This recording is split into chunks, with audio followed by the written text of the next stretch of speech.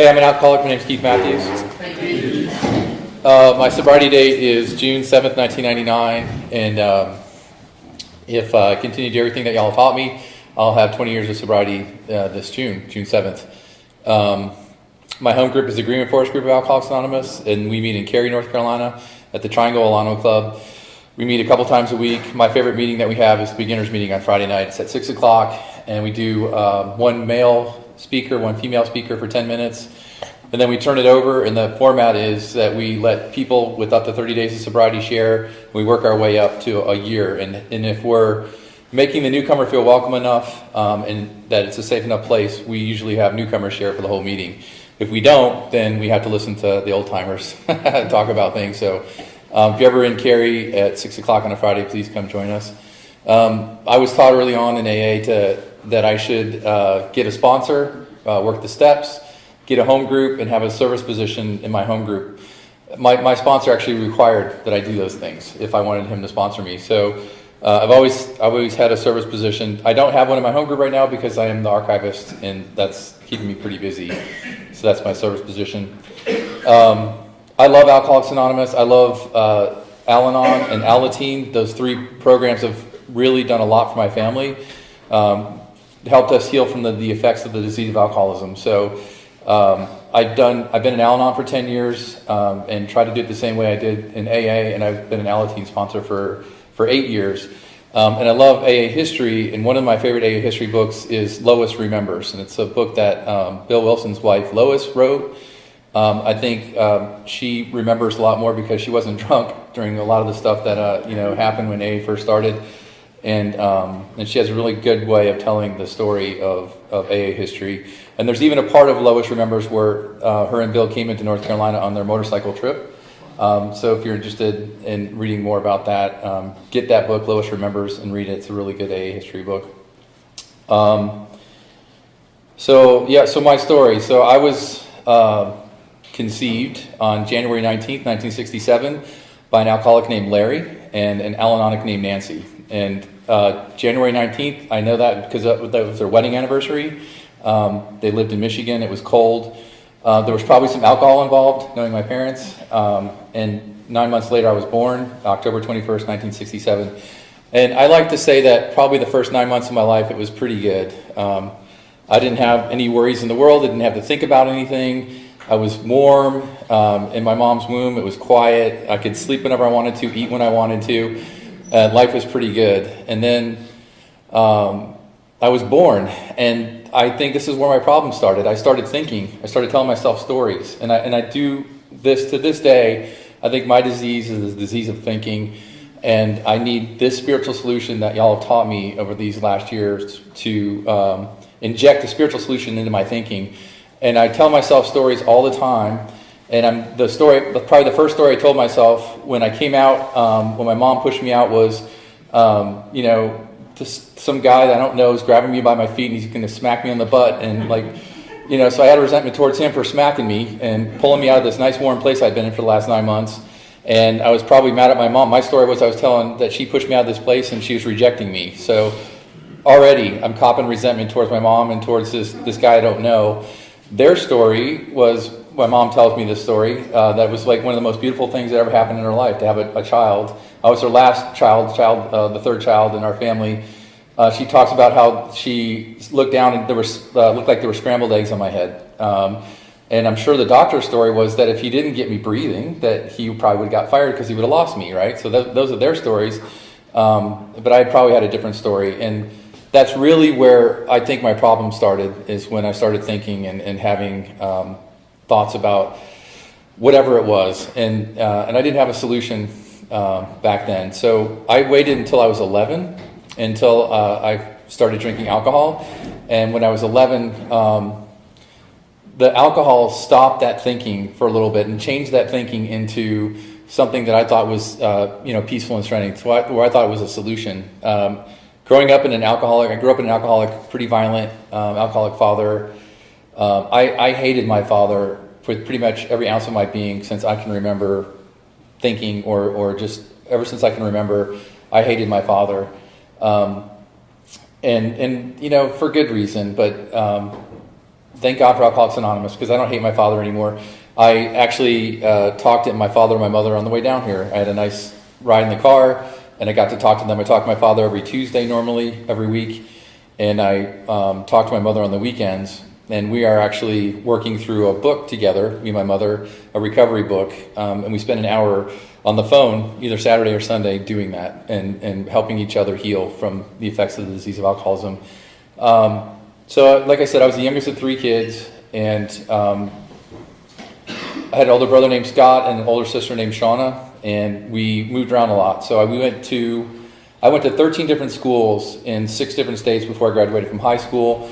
And it wasn't because my father was in the military, it was because he was an alcoholic, and he did the geographic cure. Like, he thought that if you don't know what the geographic cure is, he thought that if we moved someplace that everything would be better. What he didn't realize, and this is him, these are his words, so I'm not taking my dad's inventory from up here. He thought that if we moved someplace new, that everything would be better. And what he forgot, that he was bringing himself and all those problems with us. So in that, moving around all the time, I was always on the outside looking in, never kind of felt like a part of anything.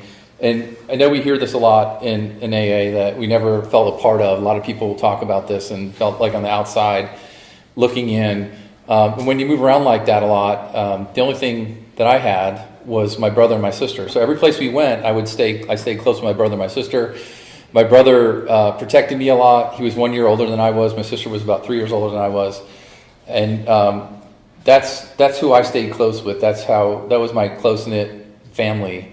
And when we would go to a new place, I would feel like I didn't fit in. I would try to fit in different ways. And one of the ways I did that was through fighting. So when I figured out when I was 9 years old that if I picked the toughest, the biggest kid in school and went after him when I first got there, I would probably get beat up, but everyone else would think I was crazy and they would leave me alone. And it kind of got me street cred, if you will, with the rest of the kids, and that's how I fit in with them.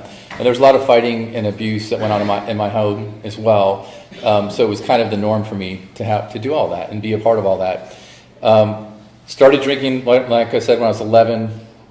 And I don't really remember ever it being this thing where a lot of people describe this magical thing that happened. I just remember drinking with my friend, and we drank some black velvet whiskey that my father had. I think I took 3 shots, and we went for a ride on our bikes. I can remember floating above my bicycle, looking down at myself, and not feeling all the fear and the anger and that I had been feeling ever since I was a kid, and ever since all the stuff happened in my house with my father. That was all gone, and I wanted that again. I didn't want to have that. I didn't want to feel that anymore. So I chased that. And one story before I ever drank was my father worked in the corporate aviation industry. He fixed planes. On the weekend, he would pick up side jobs. And I was 5. My brother was 6. My father picked up a side job replacing a fuel pump on a little single-engine plane, prop plane. And he had the front end jacked up, and he told me and my brother to sit down and be quiet. And we sat there for probably 30 seconds, and my brother said, "Tag, you're it," and started running. And he ran around my father. I chased him, and we went underneath the first wing, and I ducked underneath it. My brother went underneath it. I ducked underneath it after him. And then the back wing, the rear stabilizer, was a little bit lower, and I was just about to tag him, and he ducked under that wing, and I didn't see it in time. And it hit me in the face, and it broke my glasses. So this is like the left eye, and it gave me a black eye and a bloody nose, and I'm laying on the ground. My dad said he felt the plane shake a little bit, and he didn't know what it was, so he got up and he walked around the back of the plane, and here I am on the ground with my glasses broken, a bloody nose and a black eye. And he yelled at me and, cleaned me up and said, "Now sit down and, wait until I'm done working on this thing." And we sat down for a couple more seconds, probably, I don't know, maybe 2 minutes at the most. My brother said, "Tag, you're it," again. And this time we ran around the other end of the plane and to avoid my dad, and he ducks underneath the first wing, and I'm just about to tag him again. And he goes under that rear stabilizer, and now, bam, I hit it with my right eye. And now I'm like bloody nose, I'm on the ground, I'm, blacked out, and my dad feels the plane shake again. And he comes back there, and he threatens to kill me if I didn't sit down. And So here I am with a black eye, bloody nose, broken glasses. And I think that really sums up my drinking career. I reached for the alcohol. I reached for that solution. I reached for that thing that would stop the thinking, that would make me feel better. Even if I knew I was going to get a black eye and a bloody nose and broken glasses and then threatened or beaten within inches of my life, I would still go after that every single day. And I couldn't not. After that first drink when I was 11, I couldn't stop on my own. I could not drink. I could not reach for that on a daily basis. So I ended up, St. Louis was the last stop for school. I ended up there my senior year. My brother and sister went away. My sister moved to California to be with her boyfriend, now husband. My brother went into the Navy, so I was left at home alone with my parents. My dad traveled a lot for work, so it was really just me and my mom. And around this time, I went to some pizza party. They said, hey, we're giving out free pizza. So I went, and what it was one of these things where if they bring you in and they talk about, ask you the question, if you died today, would you go to heaven? Do you think you'd go to heaven? And, after they talked for about 20 minutes, I was convinced I wasn't going to go to heaven. So I went up there and did their thing. And that was when I first realized that there was a higher power and there was something to this higher power thing. And for 6 months, and I didn't even try not to drink, but for 6 months I didn't drink and I didn't do other things that I was doing. And I had some peace and serenity in my life. But then I met my first girlfriend and fell in love for the first time, and I made her my higher power. And then I was miserable for the next 15 years, really, after that, because I went away from what I know the solution is today, and it's my relationship with my higher power. And I say that because when I came into AA, I didn't have that hurdle that a lot of people have. When I came in, I didn't fight the idea that a power greater than myself could restore me to sanity. I knew it. I believed it because of those 6 months I had when I was a senior in high school. So I went to college, led a double life in college, and when just to make it long, I got through college. My brother and my sister, somewhere through college, they came back to live with us, and my mom started in Al-Anon in 1987. This is when my family started to heal from the effects of the disease of alcoholism. My mom goes to Al-Anon. I don't know that she's going to Al-Anon. I just know something changed in our family. The dynamic changed in my family. I still hated my father, and my sister got into recovery around this time, and my brother gets into recovery. And I just remember thinking, that's good for all of you. You need it, but I don't need it. Congratulations. I'm glad you're in recovery. My brother my sister goes to rehab in California. My college graduation, she came out and she made amends to me, and I didn't really know what she was doing. I was like, okay, I love you. You're my sister. It's no big deal. Thank you for doing that. My father started in AA. The only thing I remember about AA back then with my father was that he was just non-existent. When he was home, he would just go into his room and really didn't talk to us very much. There was an incident where the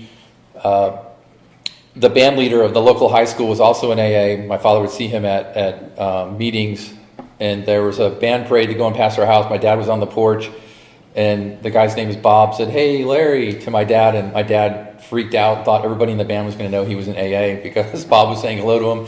So he picked up his chair and ran in the house, thinking that had been outed somehow by Bob, and Bob said hello to him.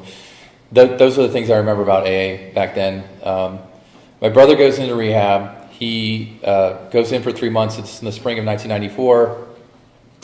And he comes out of rehab. And in that summer of 1994, summer of 1995, he calls me and says, hey, I want to go see Shauna. He was living in Columbia, Missouri. I'm living in Dallas, Texas. And he said, I want to go see Shauna. He said, I'm going to drive. Do you want to go with me? And I said, yeah, I'd like to do that. Shauna's my sister, my older sister Shauna, and her family. And he said, if you go, you can go with me, but you can't drink or you can't bring anything with you. And can you do that? Can you last for however many days? And I said, yeah, sure, I can do that. And he came down and picked me up, and we left, and I didn't bring any alcohol with me. And he 12-stepped me the whole way. So what I remember from that trip is him talking about when he was in rehab, what he went through and how he realized there were some things that weren't right about our family, and that the most special thing to him was the relationship he had with the men that he met in rehab and how they were helping each other now that they were out of rehab stay sober. He told me that I didn't need to do what I was doing anymore. There was another solution, and that I needed to get rid of this hatred I had for our father, Larry, because I hated my dad with every ounce of my being. I think I said that earlier, but I would let you know, if you were my friend, you would know how much I hated my father. I was wrought with it. And so we get back in August, and he drops me off in Dallas. He goes back up to Columbia, Missouri. And about a month later, I was in Austin, Texas, trying to get a job with Dell, and I get a phone call that Scott's been in a car accident, and if I don't get to where he is soon, I'm not going to see him alive.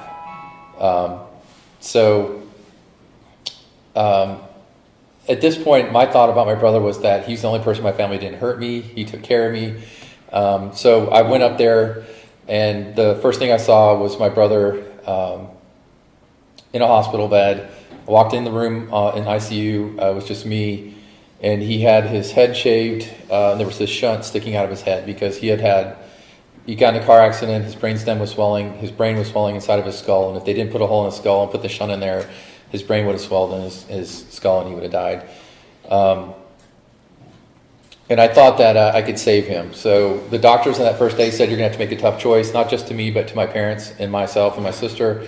And none of us were willing to let him go. So I moved up to Columbia, Missouri, and would go visit him every day. I did music therapy with him. I can remember telling him that if he got better, I would get sober during that period of time. And he couldn't talk to me because he had a trachea tube in his throat. But he got to the point of where he could open one eye and kind of move his hand. But eventually, he died from on Christmas Day, 1995. He died, and I can remember that night, Christmas Eve, and I was holding his hand and I fell asleep, and they said, we need to wash your brother, so can you go to a different room? And I went to a different room to do what I did back then, and it was to get as drunk as I could, not to feel what was going on. And I remember I could hear him plain as day, and I wasn't in his room, say, I'm scared. And I said, why are you scared? He said, I'm afraid to die. I could hear him like he was talking to me. And I said, well, don't worry about it. You'll be okay. And true to his nature, he said, how do you know? You've never died before. That's how I heard my brother say. And he passed away a few hours later. But I always had, and so it took 4 years before I finally got in the rooms, but I always had him on my shoulder during the next 4 years. I had a lot of physical damage, and a lot of things happened over the next 4 years. Got to the point of where I wanted to die, and I wanted to commit suicide. I don't remember doing this, but I called my mother in a blackout, and I told her I was going to kill myself. One of the worst things I think I've ever experienced in my life is watching my mom outlive my brother. Watching a parent outlive a child is a pretty horrible thing to see. I watched her grieve and go through that. I grieved in my own way and went through it as well. But the next day, the man that I hated more than anything in the world called me and said, I don't care if you ever talk to me again, but please don't do this to your mother. Don't. She's just now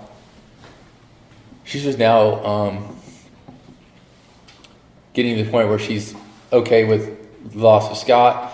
Please don't do this to her. And he said, AA has helped me. I don't care if you ever talk to me again, but please go to AA and get help.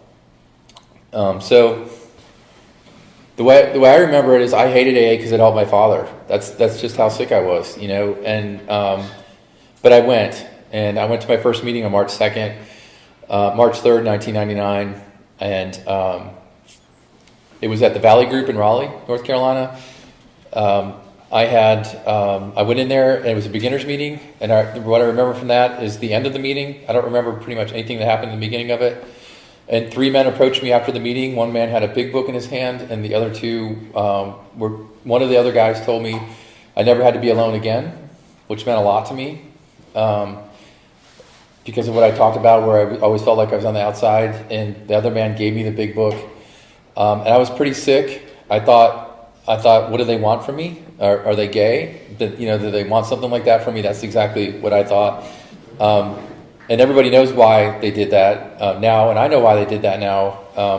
And I'm forever grateful for those 3 men who came up and made me feel welcome and told me I never had to be alone again, and gave me the solution. They gave me the big book. That's the solution for me, 1 through 164. So they told me that if I wanted to get and stay sober, I should go to a meeting every day. So I wanted to drink more than anything. Right when I got off work, I found a meeting that was at 545, the Gateway Group, right by my office. And I started going over there. Remember the first meeting there? I tried to qualify out. I went in there, somebody who just came off of wanting to commit suicide, and I went into this meeting. I thought, man, these people are crazy, and I'm not as bad off as they are. They're sick, and within 15 minutes of me being in there, somebody said something that I had been thinking about or worrying about for 20 years. Somebody told my story. I started to connect with you. I started to connect with them. And I started to feel like maybe there was something to this program.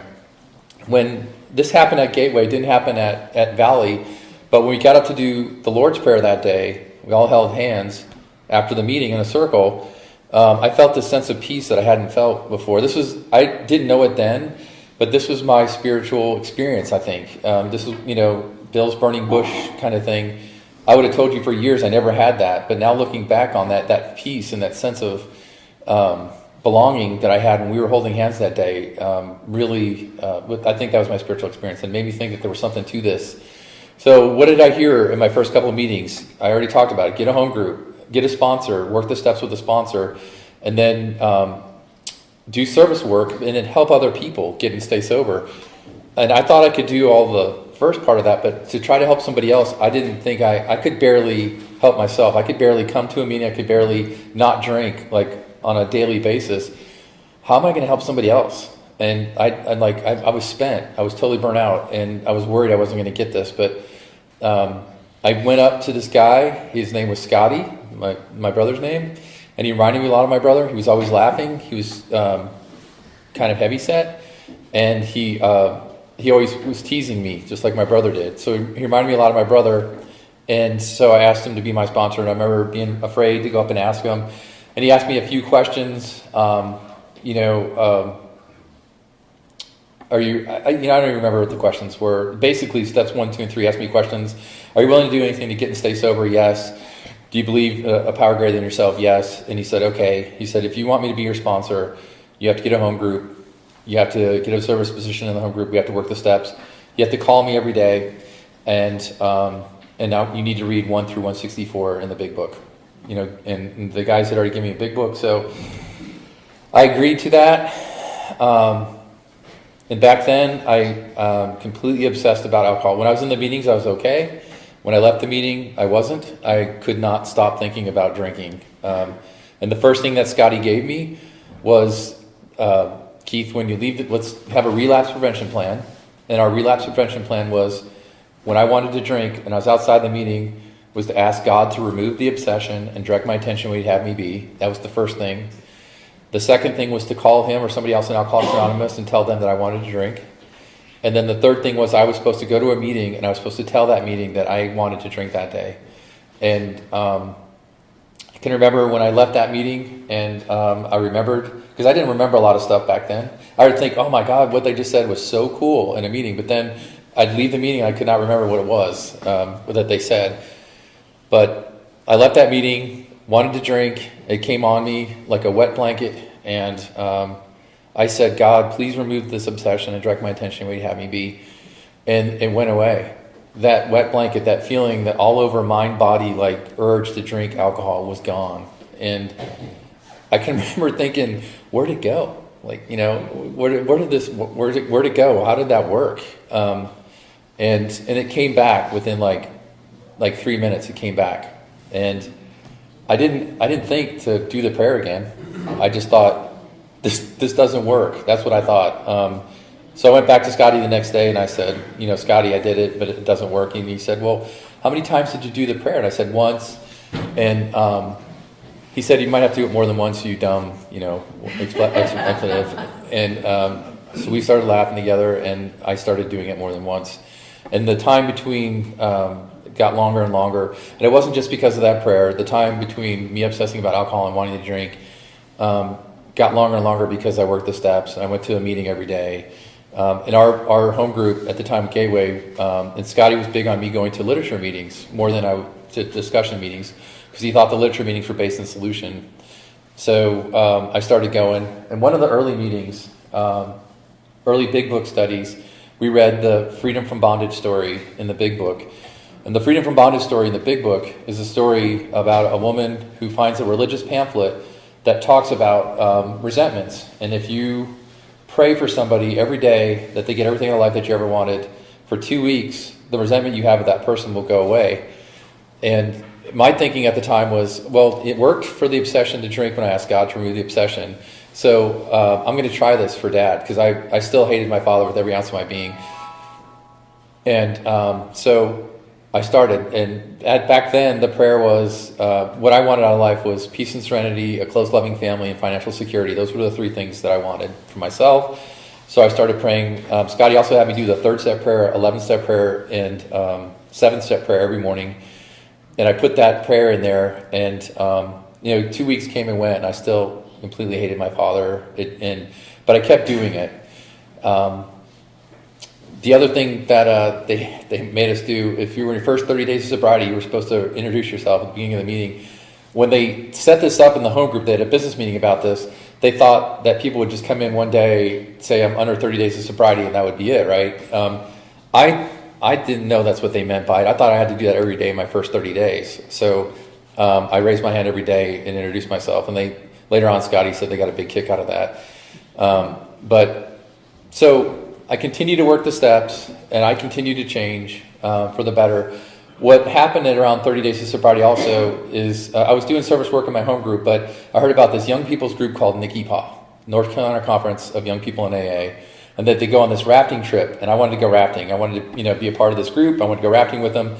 They had a meeting on Tuesday night, and I thought I was going to go to that meeting on that Tuesday night. I was going to find out about a rafting trip. So I show up, and they're all meeting, all these young kids in the solution, and I say, I'm here because I want to go rafting. And they said, well, we just did that. And I said, well, when are you going to go again? And they said, we only do it once a year. And I'm like, okay. And they said, but we're putting on this conference in 90 days, and we need a program chair. And I said, okay, I'll do it. And what a program chair for a convention or a conference, there's like a stack of paper that's like 8 pages of all the stuff you got to do. And that saved my life. That me going there and being there, that saved my life. Because at the time, I was still stuck in that old friends, and this is what God did for me that I couldn't do for myself at the time. I had old friends that were saying, we know you're trying to quit drinking, but we got some really good, whiskey. We got some good 13-year-old scotch or whatever. After 30 days, I got my 30-day chip at noon at Gateway, and I celebrated by getting loaded that day. That was my celebration, and it was with those friends. But then after I came back in, I got a white chip. I started getting connected with Nikki Pa, and I was with these people that were in the solution all the time. And we were meeting twice a week to plan this convention. So I was with all these kids that were in the solution, and that really helped me. And I really fell in love with service and became a part of the advisory council for Nikki Pa, and I just learned a lot of stuff through my time. And that's what got me into what the general service that I've been in since then. And for me, general service is, some people will say, I don't deal with that, it's politics of AA. But for me, it is our primary purpose to work with the still sick and suffering alcoholic. And what general service does for me is I feel like I'm a part of greasing the skids so you can take a big book to some new drunk, some wet drunk, and you can work with them. You can take a pamphlet to somebody that doesn't know anything about Alcoholics Anonymous, that's a doctor, or that's a lawyer, or that's a woman, or somebody that's gay, or whatever it is. You can take a pamphlet to them, and you can help them and indoctrinate them into this way of life that has been taught to me. That's part of our primary purpose. That's what general service does. It allows us to have those pamphlets. It allows us to have the big book. and allows us to have all the stuff that we have, to have these meetings every day, all the literature we have, these posters. And I fell in love with that. And I still didn't feel comfortable working with people one-on-one, but I got a sponsee, got my first sponsee. I can remember thinking that I was going to kill him, I thought I was going to break him somehow, me being his sponsor, and he wasn't going to get it. But I got enmeshed in all of his stuff, and that's when I got into Al-Anon, because I was so enmeshed in his stuff. I knew there was something wrong, and I started getting into that, working the steps. And I think Al-Anon's done so much for my emotional sobriety. The way I look at it is, I'm addicted to a substance, like I was and am, and I'm obsessed about it. And then with Al-Anon, it helps me when I'm addicted to people and their lives and getting enmeshed in their lives, and it helps me free me from that thinking as well. So I worked through the steps with Scotty. I got a different sponsor after we did my fifth step. And Scotty talked more during my fifth step than I did. I got a different sponsor, and he was Scotty's sponsor at the time, Mario, and we worked through the rest of the steps. And then I started working and helping other men with the steps. And I think that's where I grow spiritually more now these days, is when that connection I have one-on-one with other men, working them through the steps. 1 through 164 in the big book. Scotty made me read that, and I couldn't sleep when I first got sober.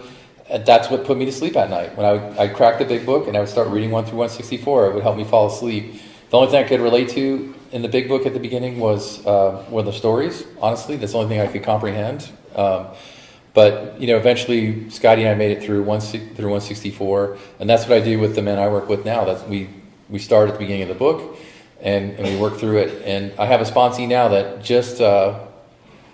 We were talking on the way down here, and he's new. He's got his 90J chip tonight, and he said, "Now I don't have to call you every day anymore, do I?" And I was like, "Well, why do you think that?" And he said, "Well, you told me that I only had to call you for 30 days in a row every day." And he said, "It's 38 days."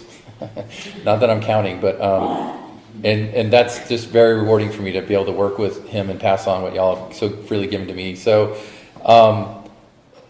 now that I've stopped obsessing about alcohol, and I have, the obsession has been lifted from me, and it's because of what y'all have taught me, and all the help I've received along the way from sponsors, from friends, from people like Wallace. There's so many people in this room that I get to see doing general service work or in other things that happen in AA, and y'all have helped me along the way. And it's really good for me to give that back. But where I need the help now, because I don't obsess about drinking, and I'll go back to my thinking. I need help with my thinking on a daily basis. My Scotty told me when I first got sober that there's 3 times of the day that are real important for an alcoholic to have the solution, and it's in the morning, it's in the middle of your day, and it's before you go to bed, that you get into some sort of routine.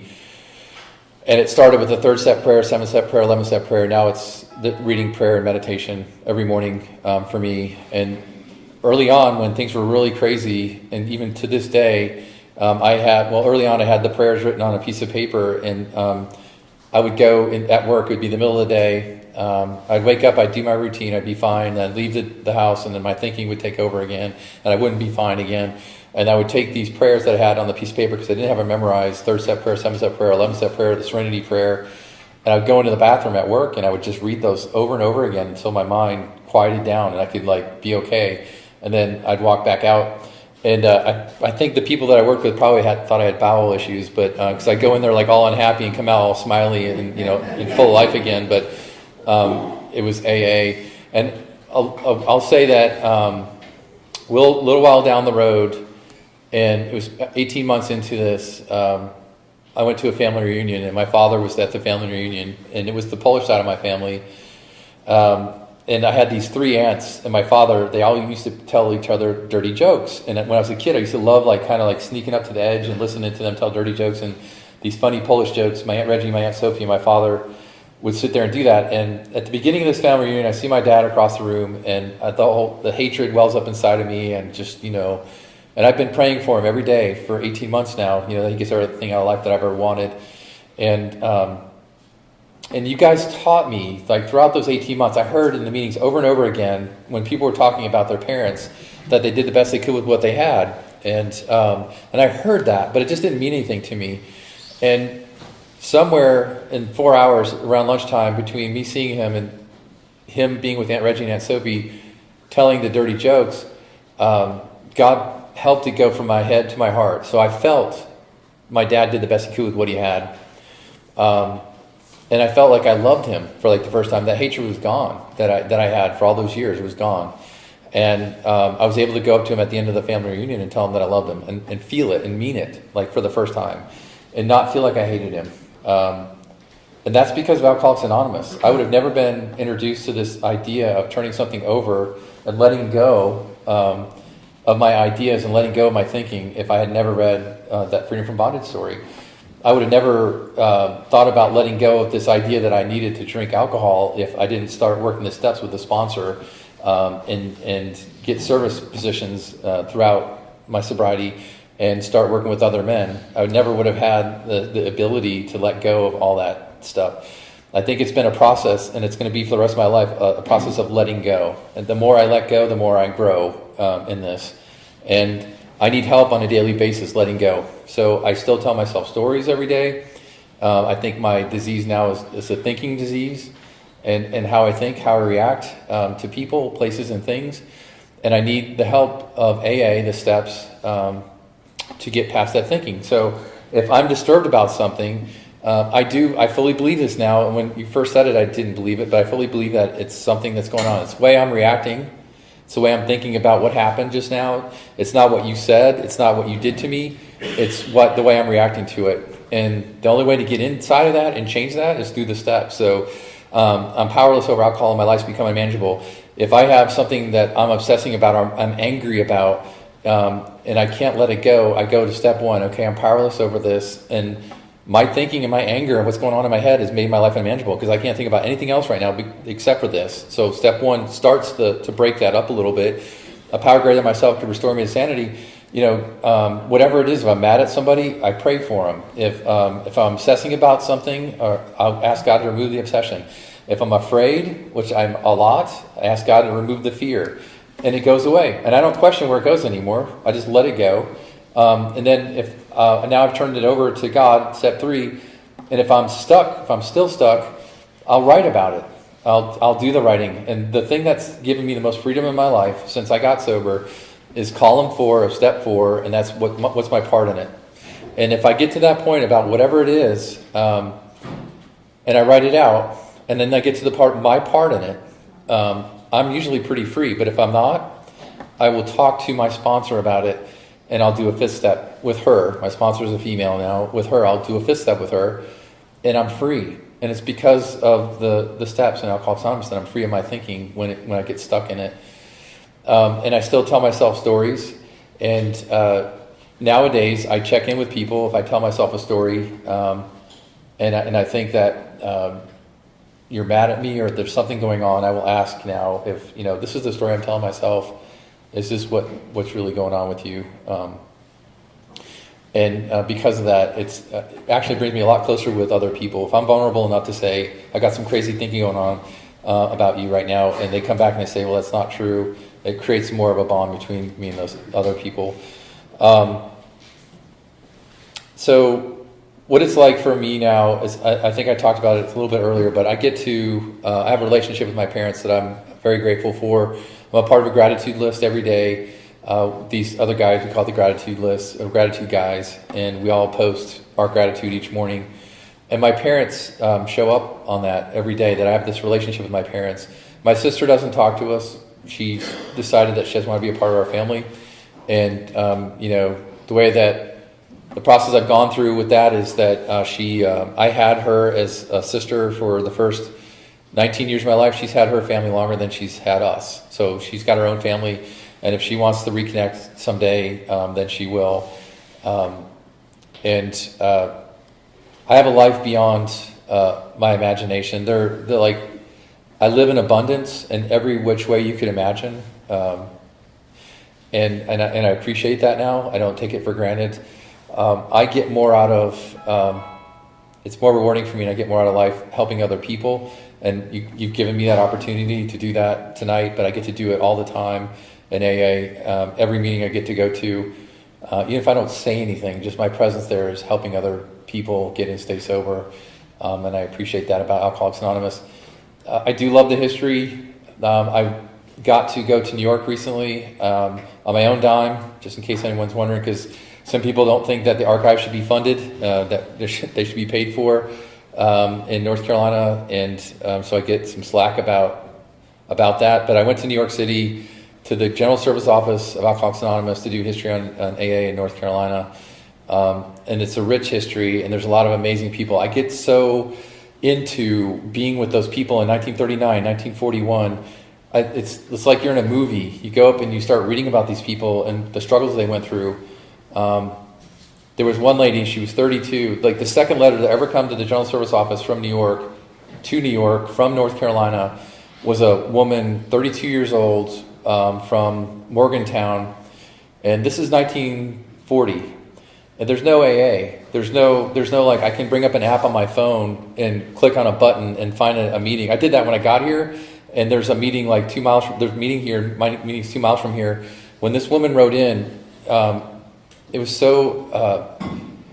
My heart ached for her because she didn't have a solution. The closest thing they could tell her was that there was a meeting 185 miles away from her. That and the last paragraph of her writing to GSO asking for help was 32 years old, and I hope I can have children someday. I hope I can be rid of this so I can have children someday. And GSO wrote back, if you have $3.50, we can send you a book. And she didn't have $3.50. And even back then, we didn't have the superhighway. I drove down here today from Raleigh, 60 miles. It took me 60 minutes. Think about it back then. Like, the roads, they didn't have superhighway. They didn't have anything like that. They didn't have phones. And so she was stuck without the solution. And we're so fortunate now that we have so many people and so many meetings in the general service structure that we have, that if we want to do the work that people tell us that we need to do, get a sponsor, work the steps, get a home group, help other people. If we're willing to do that, then we're very lucky that we can have the solution. One of my favorite people that I get to read about in AA history is Dr. Bob Smith, and he says one of the last things he ever talked about was that all the stuff that we do, all the steps, the traditions weren't written then, but all the stuff that we do together boils down to love and service. And so I always like to just say, in love and service, Keith Matthews. Thank you.